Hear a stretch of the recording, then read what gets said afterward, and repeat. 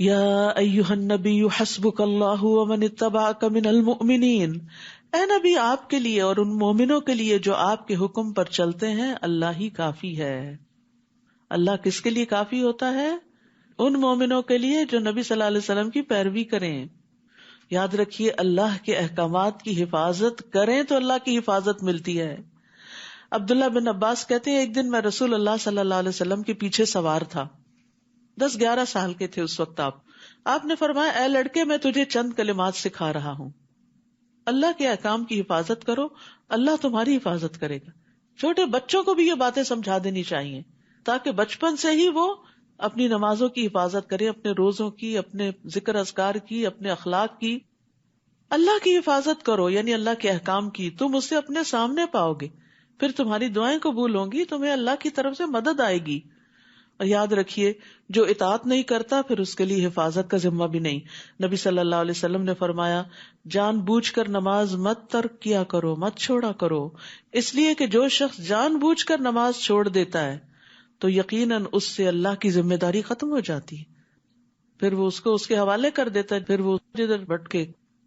پھر فرمایا یا ایھا النبی حرض المؤمنین علی القتال، اے نبی مسلمانوں کو قتال پر ابھاریے، اگر تم میں سے 20 صابر ہوں تو 200 پر غالب آئیں گے۔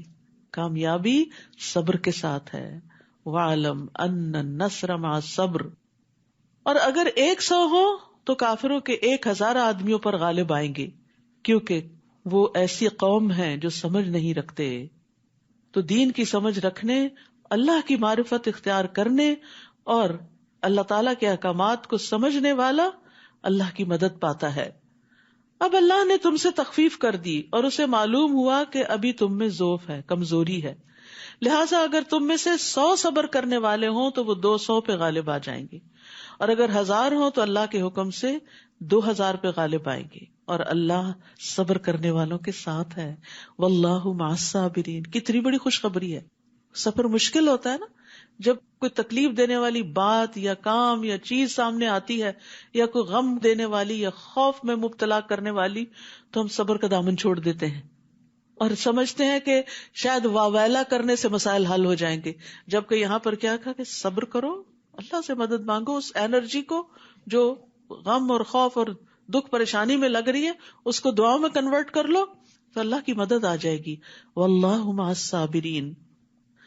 نبی کے لیے یہ مناسب نہیں کہ اس کے پاس جنگی قیدی آتے، یہاں تک کہ زمین یعنی میدان جنگ میں کافروں کو اچھی طرح قتل نہ کر دیا جاتا۔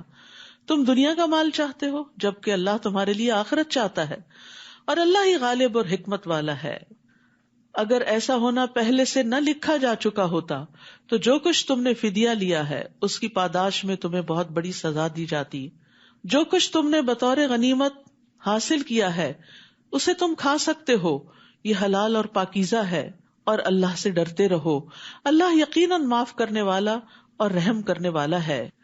اے نبی جو قیدی آپ لوگوں کے قبضے میں ہیں انہیں کہیے کہ اگر اللہ نے تمہارے دلوں میں کچھ بھلائی دیکھی تو جو کچھ مال وغیرہ تم سے لیا جا چکا ہے، یعنی فدیے کے طور پر، جنگ بدر میں آپ کو معلوم ہے کہ قیدیوں سے فدیہ لے کر انہیں چھوڑا گیا تھا، اور جو نہیں دے سکتے تھے ان کو 10 بچے پڑھانے کا کام دیا گیا تھا، تو ان کو بھی تسلی دی جا رہی۔ سبحان اللہ، یہ دین کے اندر کیا رحمت ہے کہ اللہ تعالیٰ چاہتا ہے کہ آخر تک لوگ ہدایت کے راستے پر آ جائیں۔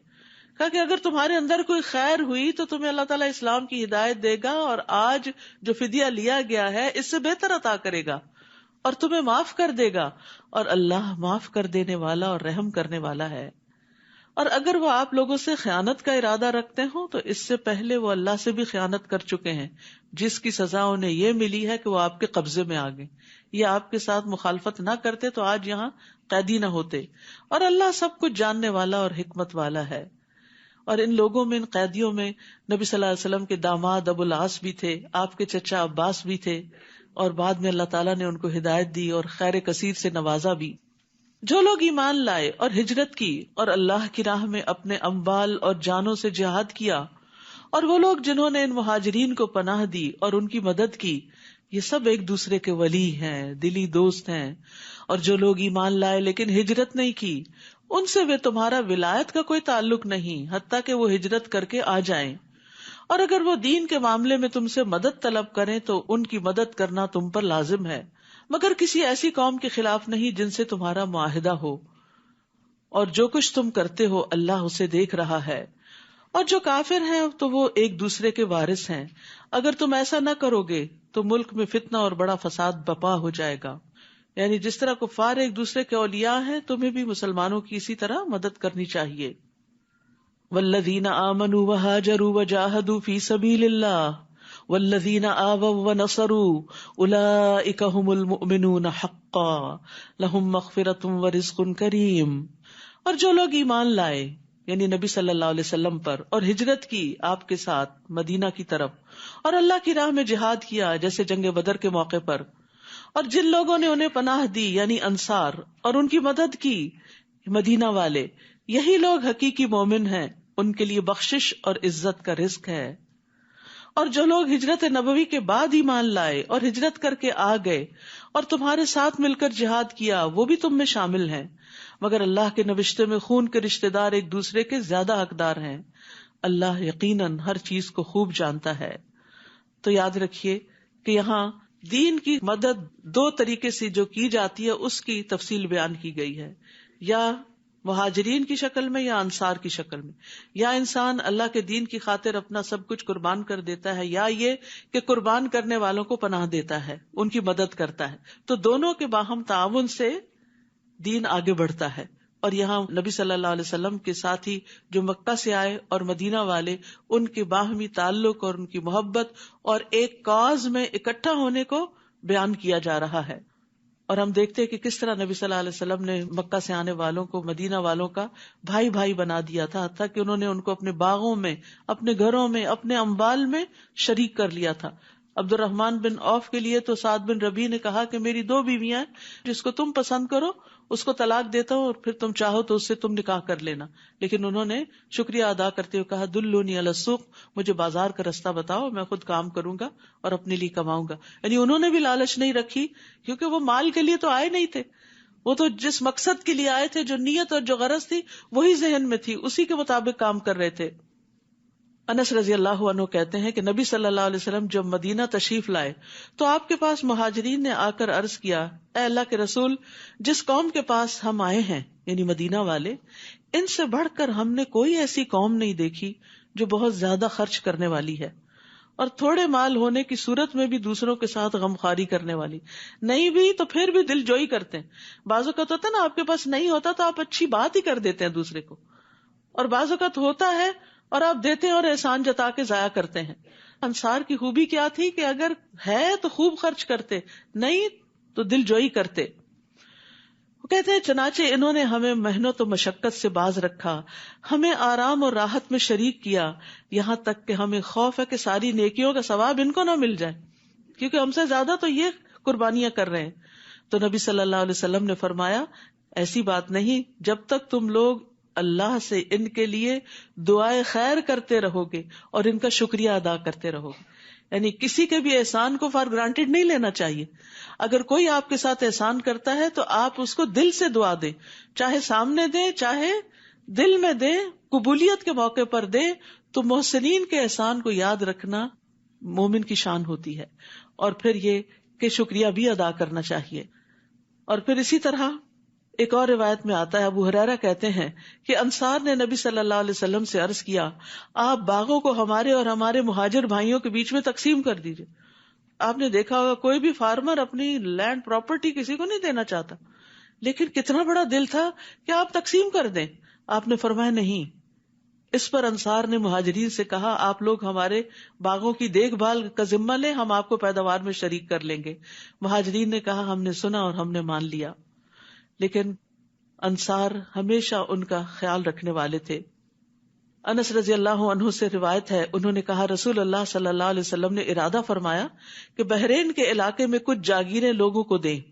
انصار نے مشورہ دیا کہ آپ ایسا نہ کریں، یہاں تک کہ ہمارے مہاجرین بھائیوں کو بھی جاگیریں دیں جیسا کہ آپ ہمیں دیں گے۔ ان کو دے رہے تھے آپ، اور انہوں نے کہا کہ نہیں، ہم اس وقت تک نہیں لیں گے جب تک ان کو نہیں ملے گا۔ یہ کیسا دل ہوتا ہے، اور یہ وسعت کب آتی ہے؟ جب پتہ ہوتا ہے کہ ہر چیز کا اجر اللہ سے ملنے والا ہے، اور اس کا صرف پتہ ہی نہیں ہوتا، یقین بھی ہوتا ہے۔ تو جو شخص اللہ پہ بھروسہ کرتا ہے، اللہ سے اجر کی توقع رکھتا ہے، اس کے دل سے دنیا کے مال کی لالچ نکل جاتی ہے، اور سمجھتا ہے اللہ کا دیا ہوا ہے، اور اللہ تعالیٰ نے اگر آج دیا تو وہ کل بھی دے گا. تو اگر ہم نے کسی کو دیا تو کمی تھوڑی آ جائے گی. آپ صلی اللہ علیہ وسلم نے فرمایا ان قریب تم دیکھو گے کہ لوگوں کو تم پر ترجیح دی جائے گی، ایسے حالات میں میری ملاقات تک صبر کرنا، بے چین نہ ہونا. سورۃ التوبہ. اعوذ باللہ من الشیطان الرجیم. براءۃ من اللہ ورسولہ الی الذین عاہدتم من المشرکین فسیحوا فی الارض 4 اشہر واعلموا انکم غیر معجز اللہ وَأَنَّ اللَّهَ مُخْزِي الْكَافِرِينَ. اس سورت کے 2 نام ہیں، سورۃ البراءہ اور سورۃ التوبہ، جبکہ اجتہادی طور پر اس کے 19 اور نام بھی بتائے گئے ہیں. یہ سورت بسم اللہ کے بغیر شروع ہوتی ہے. نبی صلی اللہ علیہ وسلم نے اس کو اسی طرح لکھوایا، اور پھر جب مصحف عثمانی تیار کیا گیا تو اس میں بھی اس کو اسی طرح لکھ دیا گیا. علی بن ابی طالب کہتے ہیں بسم اللہ امان ہوتی ہے. اس صورت میں جہاد کا حکم نازل ہوا ہے، اسی وجہ سے اس کے شروع میں امان کو ذکر نہیں کیا گیا. اور توبہ کا لفظ سب سے زیادہ بار اس صورت میں قرآن مجید میں آتا ہے، 16 بار تقریباً، اور اس کے بعد سورت البقرہ میں 13 بار آتا ہے، تو اس کا نام بھی پھر سورت التوبہ ہے. سورت الانفال جنگ بدر کے بعد نازل ہوئی، جو مدینہ کی ابتدائی صورتوں میں سے ہے، اور یہ بھی مدنی صورت ہی ہے.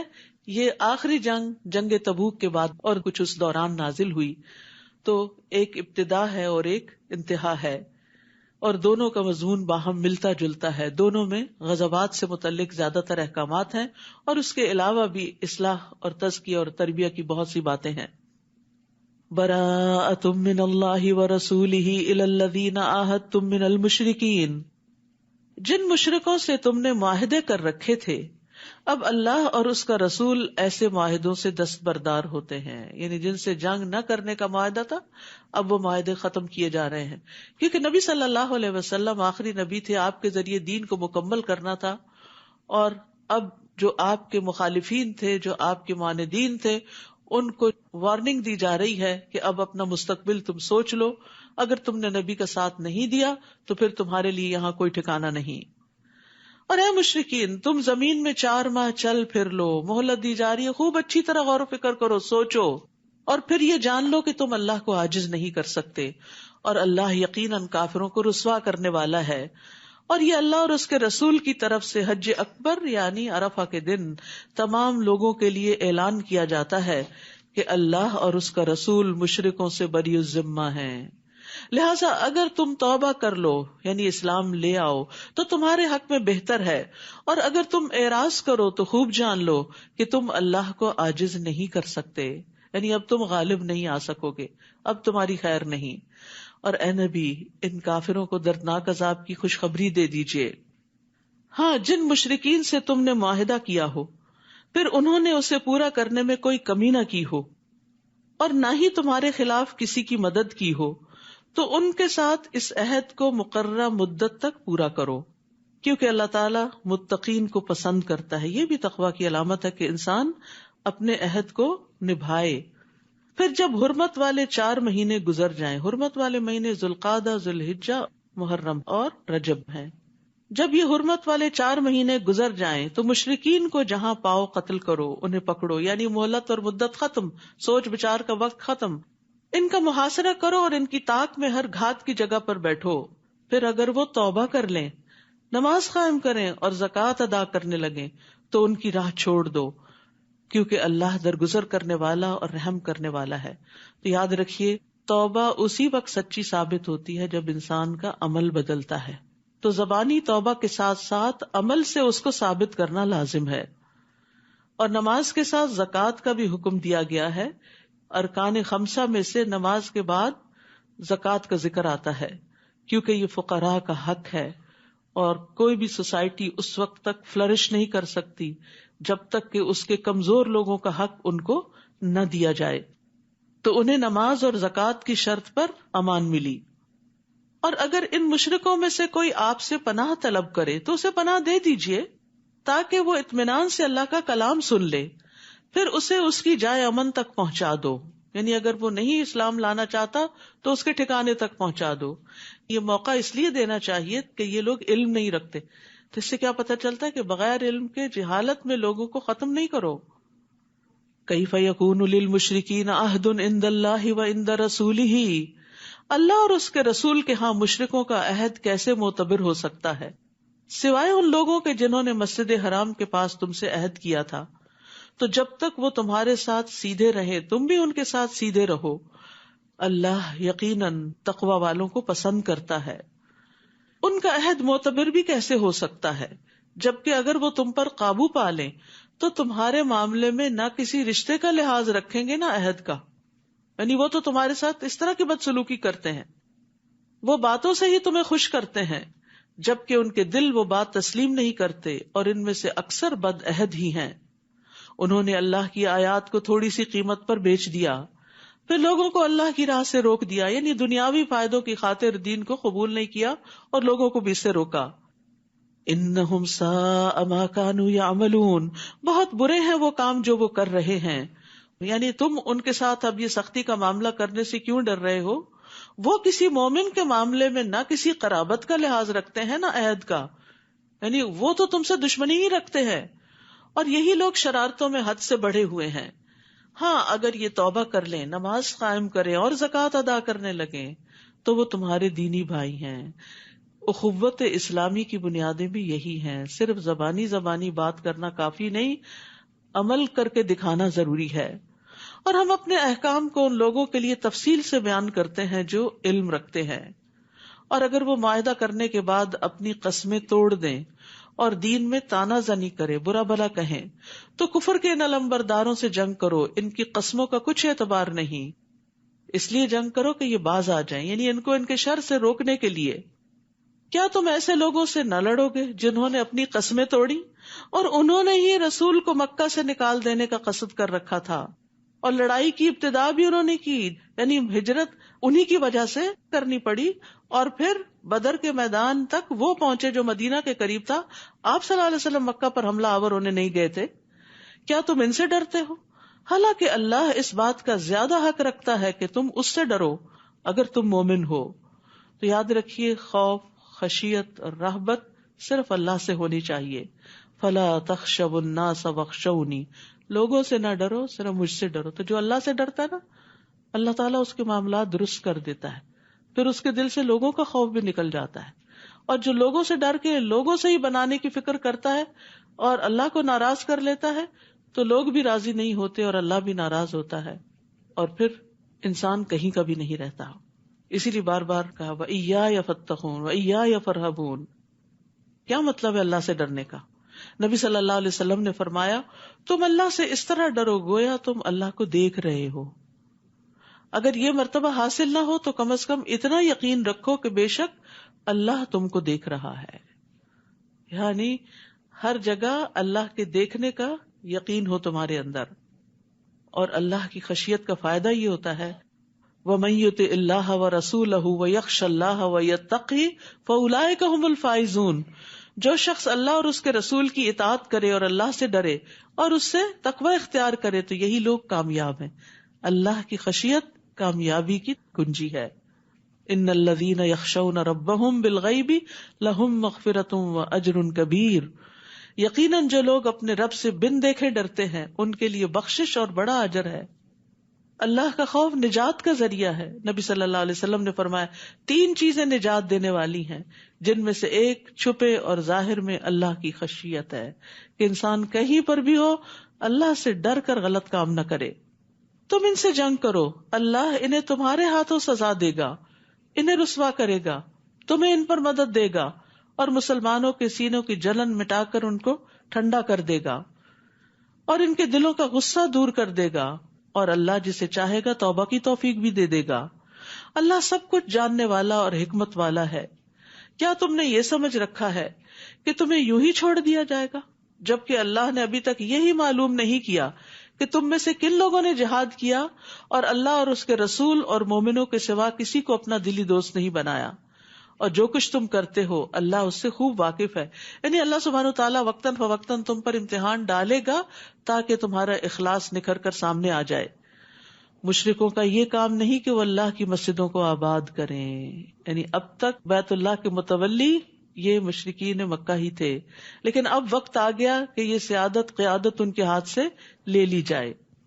وہ تو خود اپنے آپ پر کفر کی شہادت دے رہے ہیں. یہی لوگ ہیں جن کے سب اعمال ضائع ہو گئے، مسجد کی خدمت، پانی پلانا، نجابت، حجابت، سب کچھ، اور وہ ہمیشہ دوزخ میں رہیں گے. اللہ کی مساجد کو آباد کرنا تو اس کا کام ہے جو اللہ پر اور آخرت کے دن پر ایمان لائے، نماز قائم کرے، زکوٰۃ ادا کرے اور اللہ کے سوا کسی سے نہ ڈرے. امید ہے کہ ایسے ہی لوگ ہدایت یافتہ ہوں گے. تو یاد رکھیے، مسجدوں کی آبادی بھی جبھی فائدہ دیتی ہے جب انسان عمل کرتا ہے، نماز ادا کرتا ہے. مسجد کو صرف چندہ دے دینا کافی نہیں، مسجد میں آ کے صرف صفائی کر لینا یا خوشبو لگا کے چلے جانا ہی کافی نہیں، یا پھر دیواروں پہ نقش و نگار کا اہتمام کرنا ہی کافی نہیں. مسجدوں کی آبادی صرف صفائی سے، صرف ڈرائنگز اور پینٹنگ سے نہیں ہوتی. مسجدوں کی آبادی نمازیں ادا کرنے سے ہوتی ہے، وہاں تعلیم کے حلقے کرنے سے ہوتی ہے. تو یہ مسلمانوں کی اجتماعی ذمہ داری ہوتی ہے کہ وہ مسجدیں آباد رکھیں، انہیں ویران ہونے سے بچائیں. وہ اللہ کا گھر ہیں، ہم اپنے گھروں کو چاہتے ہیں آباد رہیں، تو کیا اللہ کا گھر آباد نہیں کریں گے؟ سارا وقت اپنے گھر میں رہیں گے؟ نہیں، اللہ کے گھروں میں مستقل طور پر حاضری ایک دینی فریضہ ہے. مردوں کی نماز جماعتی سے ہوتی ہے، الا یہ کہ کوئی مجبوری ہو. تو یہاں پر اللہ سبحانہ تعالیٰ نے واضح کر دیا کہ مسجدوں کو آباد کرنے والے لوگ کون ہوتے ہیں، اور اس میں ایک خاص چیز بھی بتائی کہ صرف اللہ سے ڈرتے ہیں، کیونکہ مسجد آباد کرنے کے راستے میں بھی طرح طرح کے خوف ہوتے ہیں. جب انسان اللہ سے ڈرتا ہے تو پھر ہر قیمت پہ مسجد میں پہنچتا ہے.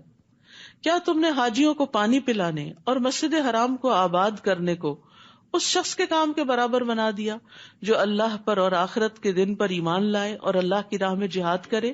اللہ کے نزدیک یہ برابر نہیں ہو سکتے، اور اللہ ظالموں کو سیدھی راہ نہیں دکھاتا. یعنی حاجیوں کو پانی پلانا، کل ہم نے پڑھا تھا کہ پانی پلانے کا بہت بڑا اجر ہے، بلا شبہ نیکی کا بہت بڑا کام ہے، لیکن اس سے بھی بڑا کام بتایا جا رہا ہے، اور وہ کیا ہے؟ اللہ اور آخرت پر ایمان کے ساتھ اللہ کی راہ میں سخت محنت کرنا. تو صرف نیکی کے کاموں میں غریبوں کو کھانا کھلانا اور پانی پلانا ہی نہیں، اور صرف مسجد کی صفائی ستھرائی ہی نیکی نہیں، بلکہ اس سے آگے بڑھ کر ایمان کی ترقی اور اللہ کے راہ میں کوشش، یہ بہت ضروری ہے. اللہ کے نزدیک یہ برابر نہیں ہو سکتے. نیک اعمال تو بہت سے ہیں، لیکن ان میں سے افضل ترین اعمال اللہ کے راستے میں خود کو تھکانا ہے. اور اللہ ظالموں کو سیدھی راہ نہیں دکھاتا. وہ لوگ جو ایمان لائے اور ہجرت کی اور اپنے مالوں اور جانوں سے اللہ کی راہ میں جہاد کیا، اللہ کے ہاں ان کا درجہ بہت بلند ہے، اور ایسے ہی لوگ کامیاب ہیں. ان کا رب انہیں اپنی رحمت اور رضامندی کی خوشخبری دیتا ہے، اور ان کے لیے ایسے باغات ہیں جن کی نعمتیں دائمی ہیں. آپ دیکھیں، اگر آپ اللہ کے راستے میں نہ نکلیں اور لوگوں کو دین کی طرف نہ بلائیں تو مسجدیں آباد ہوں گی بھلا؟ یہ مسجد اس وقت جو آباد ہے تو یہ کس وجہ سے آباد ہے؟ صرف نماز پڑھنے کے لیے نہیں، اللہ کے دین کی تعلیم کی وجہ سے.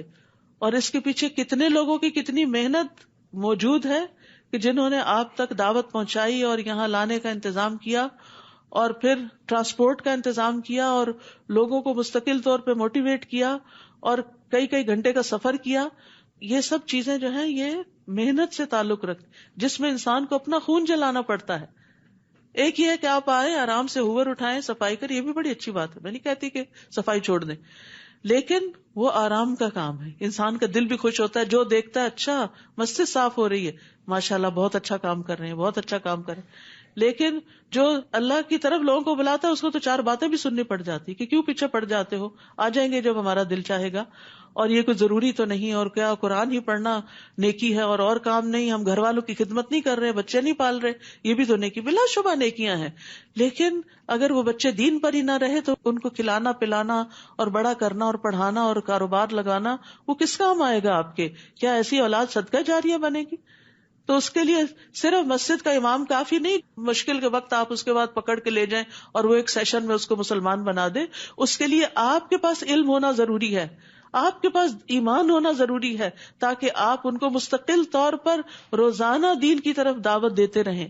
تو اس لیے مسلمان عورتوں کا بھی علم حاصل کرنا بے انتہا ضروری ہے. جاہل ماں جاہل اولاد پیدا کرتی.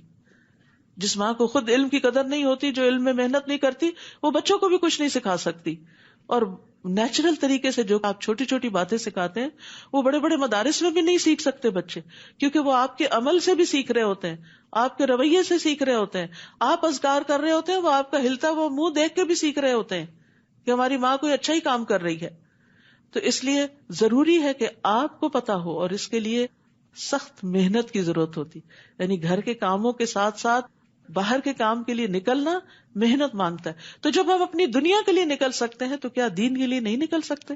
تو یہ افضل درجے کا کام ہے. ایک ایک قدم پر درجے بلند ہوتے ہیں، اور فرشتے اپنے پر بچھاتے ہیں، اور فرشتے ڈھانپ لیتے ہیں، اور آپ کا ذکر اللہ کے پاس ہوتا ہے. تو اس لیے اس کام کو معمولی نہ سمجھیں اور نیکی کا کام سمجھ کے کرتے رہے. اور پھر اس تعلیم کے دوران آپ کو طرح طرح کی ٹپس ملتی رہتی ہیں، اور ہر روز آپ کسی نئے کام کے لیے، نئے پروجیکٹ کے لیے صدقہ کرتے ہیں، اور ایک نیا راستہ ڈھونڈتے ہیں، ایک نئی نیکی میں اضافہ ہوتا ہے، اور اس طرح آپ پروگرس کرتے ہیں، گرو کرتے ہیں، اور موسٹ پروڈکٹیو زندگی بسر کرتے ہیں. ان کا رب انہیں اپنی رحمت اور رضامندی کی خوشخبری دیتا ہے، اور ان کے لیے ایسے باغات ہیں جن کی نعمتیں دائمی ہیں، وہ ان میں ہمیشہ رہیں گے. بلا شبہ اللہ کے ہاں ان کے لیے بہت بڑا اجر ہے. اے ایمان والو، اگر تمہارے باپ اور تمہارے بھائی ایمان کے مقابلے میں کفر کو پسند کریں تو انہیں بھی اپنا دوست مت بناؤ، اور تم میں سے جو شخص انہیں اپنا دوست بنائے تو ایسے ہی لوگ ظالم ہیں. ان کے ساتھ خیر خواہی تو ہوگی، لیکن پھر وہ دلی محبت نہیں رہے گی، وہ تو صرف ایمان والوں سے ہی ہو سکتی ہے. قل ان كان آباؤكم وابناؤكم واخوانكم وازواجكم وعشيرتكم واموال اقترفتموها وتجارة تخشون كسادها ومساكن ترضونها احب اليكم من الله ورسوله وجهاد في سبيله فتربصوا حتى يأتي الله بأمره والله لا يهدي القوم الفاسقين.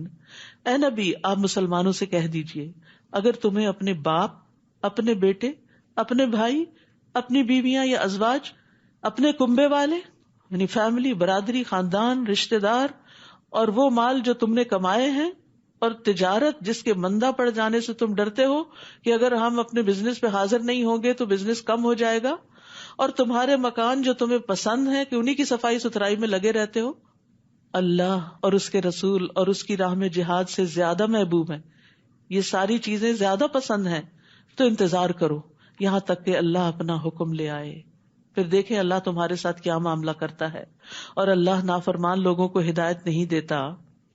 یاد رکھیے، زندگی کے ہر معاملے میں اللہ اور اس کے رسول کو آگے رکھنا ہوگا، ان کی اطاعت کو، ان کے قول کو، ان کی رضا کو. خوف اور امید بھی اللہ سے بڑھ کر کسی اور سے نہیں. اگر ایسا نہیں تو پھر اللہ سبحانہ وتعالی اپنا فیصلہ لے آئے گا. تو ایمان والے وہ ہیں جن کو اللہ اور اس کا رسول ان کے علاوہ سے زیادہ محبوب نہ ہو، اور اگر کوئی زبان سے دعویٰ کرے تو یہ دعویٰ ان کا جھوٹا ہوگا، اور وہ اپنے قول سے اپنی ہی بات کو جھٹلا رہا ہوگا. تو اس لیے ضروری ہے کہ ہماری محبتوں کا محور اور مرکز اللہ اور اس کا رسول اور اس کے راہ میں محنت ہو. ہمیں اپنے گھر والوں سے زیادہ، اپنی ذات سے زیادہ، اپنے مال اور اولاد سے زیادہ اللہ اور اس کے رسول سے محبت ہونی چاہیے. رسول اللہ صلی اللہ علیہ وسلم نے فرمایا، کوئی بندہ اس وقت تک مومن نہیں ہو سکتا جب تک کہ میں اس کے نزدیک اس کے گھر والوں، اس کے مال اور تمام لوگوں سے زیادہ محبوب نہ ہو جاؤں. رسول اللہ صلی اللہ علیہ وسلم نے فرمایا، اس ذات کی قسم جس کے ہاتھ میں میری جان ہے، تم میں سے کوئی اس وقت تک مومن نہیں ہو سکتا جب تک میں اس کے والد اور اس کی اولاد سے بھی زیادہ اس کا محبوب نہ ہو جاؤں. ماں باپ کتنے پیارے ہوتے ہیں، بچے کتنے پیارے ہوتے ہیں، انسان سب کچھ انہی کے لیے قربان کر دیتا ہے، لیکن اللہ اور اس کا رسول ان سے بھی آگے ہونے چاہیے.